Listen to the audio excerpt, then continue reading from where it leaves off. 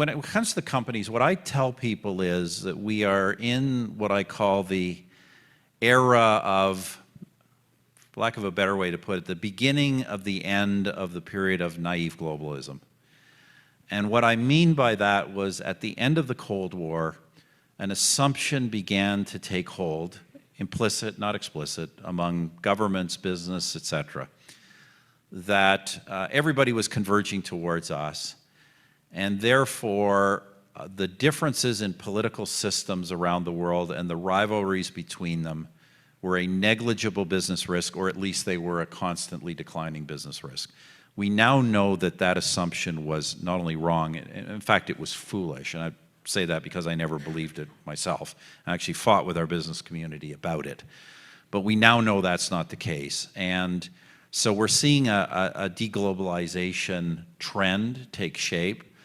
Some of that is really good and really explicable because it is businesses like yours understanding that there are real business risks in being all over the world. There are supply chain risks, there are health risks, along pandemics, there are national security risks, there are telecommunications risks, there are personnel risks, etc. Obviously, political risks in terms of the rivalries of governments. So you have to take those risks into account.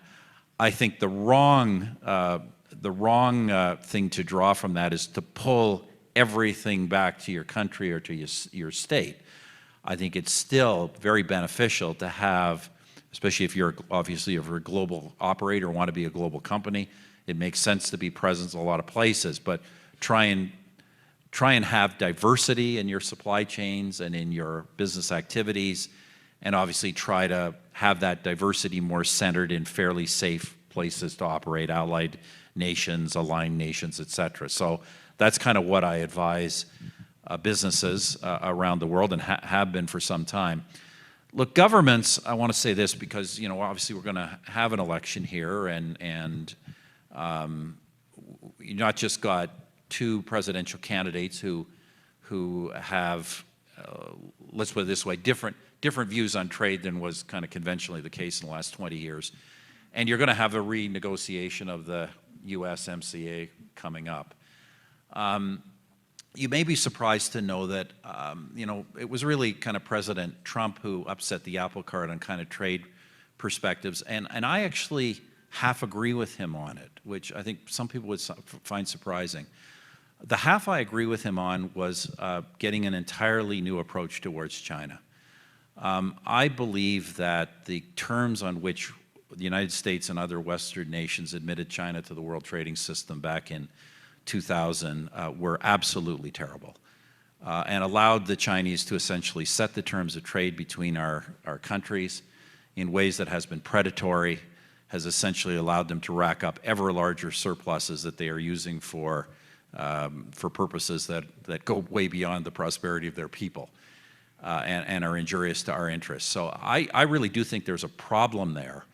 Where I disagreed with President Trump was his kind of lumping NAFTA in as kind of an example of the bad trade deals the United States had formed. On the contrary, I think, and not to say that, you know, the United States couldn't seek some improvements to the NAFTA arrangement, but NAFTA has seen tremendous two-way growth of trade between our nations, integrated supply chains, and frankly, given the challenges with China, and particularly given the differentiation of the Mexican economy, ways of really bringing some of those supply chains back to North America. So I think rather than see Canada and Mexico as trade adversaries, what the United States government should be doing is seeing us as potential allies and really orienting ourselves in a way to deal with the common adversary we actually all face, which is China, and our need to get much better trade relations with the Chinese state.